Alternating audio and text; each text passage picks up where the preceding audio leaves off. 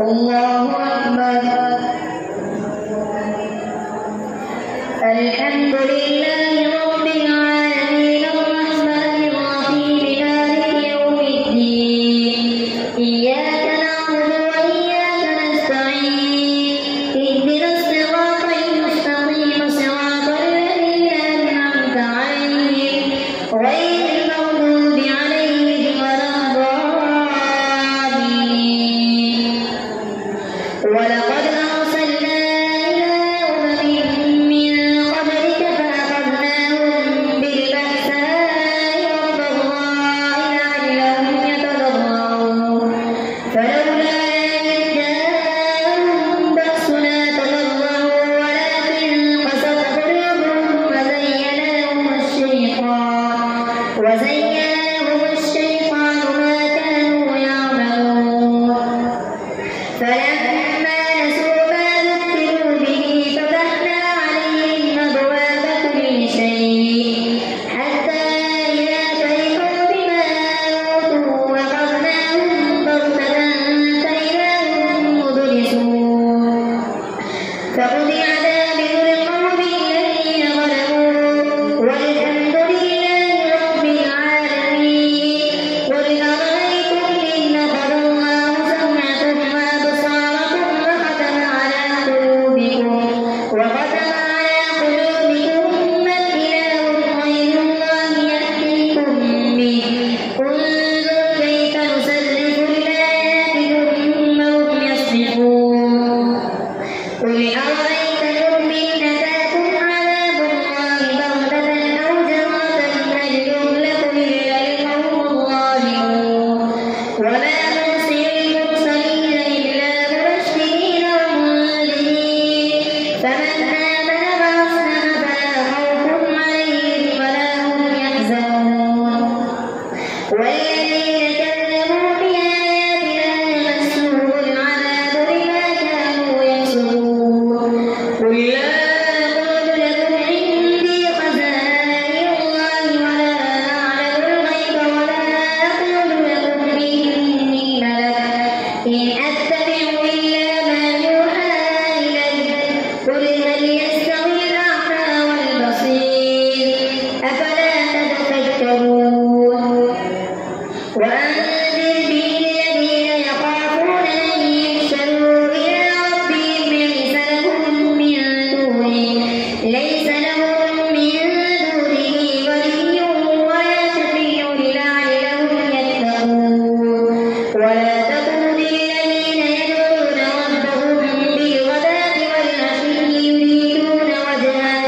ما عليك من حسابهم من شيء وما من حسابك عليهم من شيء فتطردهم فتكون من الظالمين.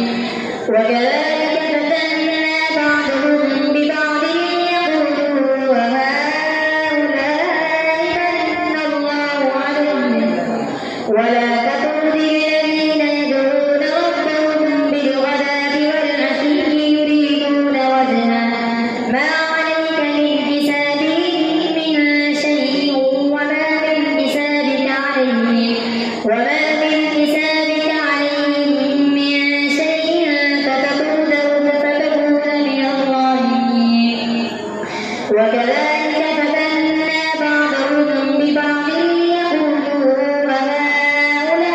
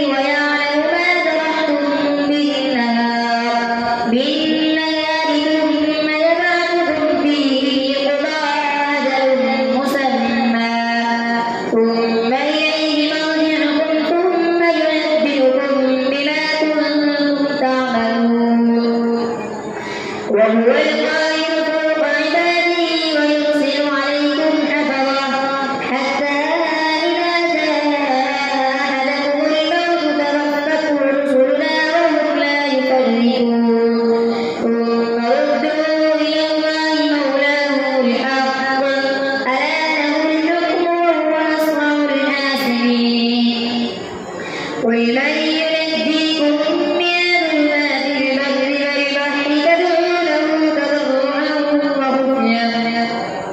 لئن أنجانا من هذه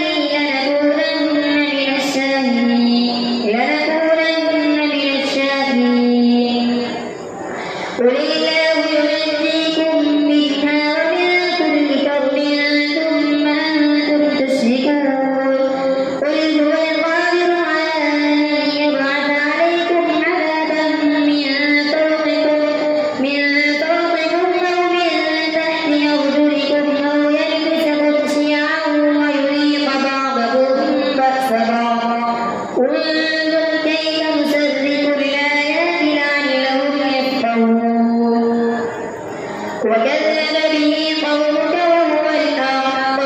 قل لست عليكم بوكيل لكل نبي مستقر وسوف تعلمون وإذا رأيت الذين يخوضون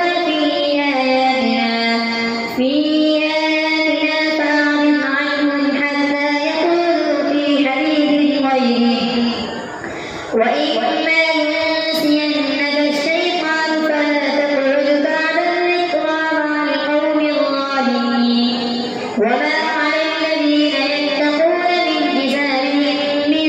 شيء ولكن ذكرى لعلهم يتقون وذل الذين اتخذوا دينهم لعبا ولهوا وغرتهم الحياة الدنيا وذكر به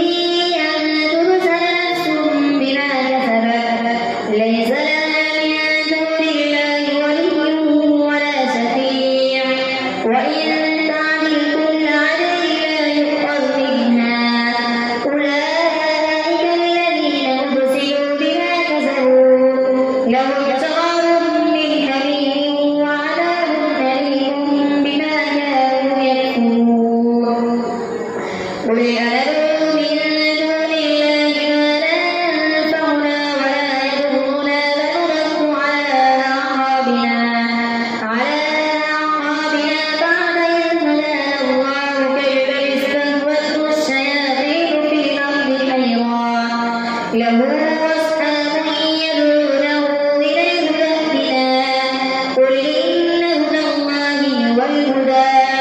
وأمرنا لنسلم لرب العالمين وأن أقيموا الصلاة واتقوه وهو الذي إليه تحشرون وهو الذي خلق السماوات والأرض بالحق ويوم يقول كن فيكون قوله الحق وله الملك يوم ينفخ في الصور عالم الغيب والشهادة وهو الحكيم الخبير وإذ قال إبراهيم لأبيه آذر أتتخذ أصناما آلهة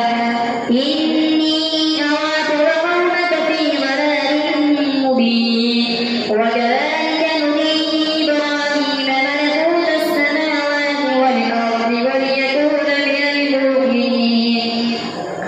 فلما جن عليه الليل رأى كوكبا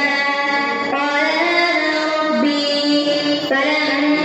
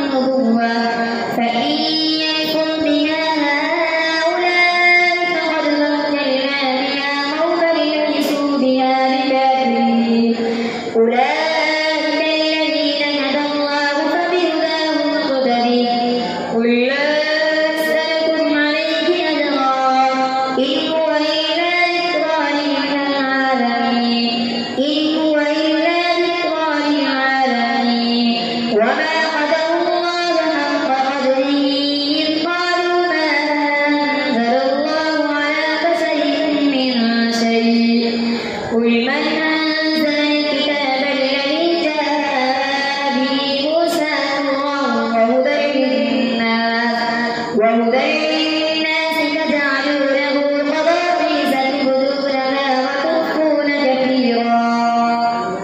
وعلمتم ما لم تعلموا أنتم ولا آباؤكم قل الله ثم ذرهم في قولهم يلعبون وهذا كتاب أنزلناه مبارك مصدق الذي بين يديه ولينذر أم القرى ومن حولها والذين يؤمنون بالآخرة يؤمنون به وهم على صلاتهم يحافظون ومن أظلم ممن افترى على الله كذبا أو قال أوحي إلي ولم يوحى إليه شيء ومن قال سأنزل مثل ما أنزل الله ولو ترى إذ الظالمون في غمرات الموت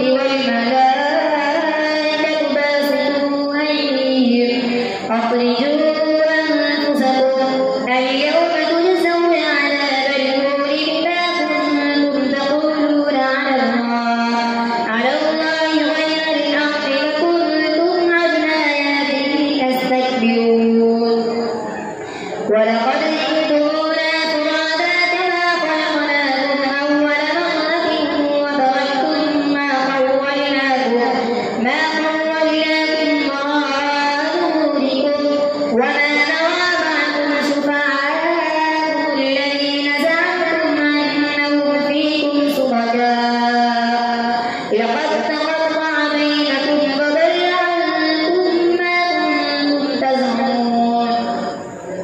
إن الله فالق الحب والنوى يخرج الحي من الميت ومخرج الميت من الحي ذلكم الله فأنى تؤفكون فالق الإصباح وجعل الليل سكنا والشمس والقمر حسبانا ذلك تقدير العزيز العليم وهو الذي جعل لكم النجوم لتهتدوا بها في ظلمات البر والبحر قد فصلنا الآيات لقوم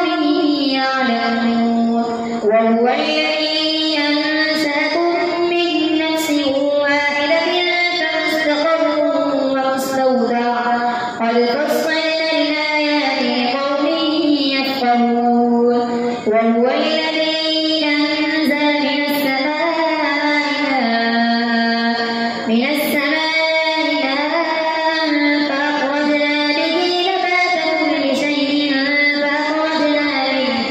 فأخرجنا منه خضرا نخرج منه حبا متراكبا ومن النخل من طلعها قنوان دانية وجنات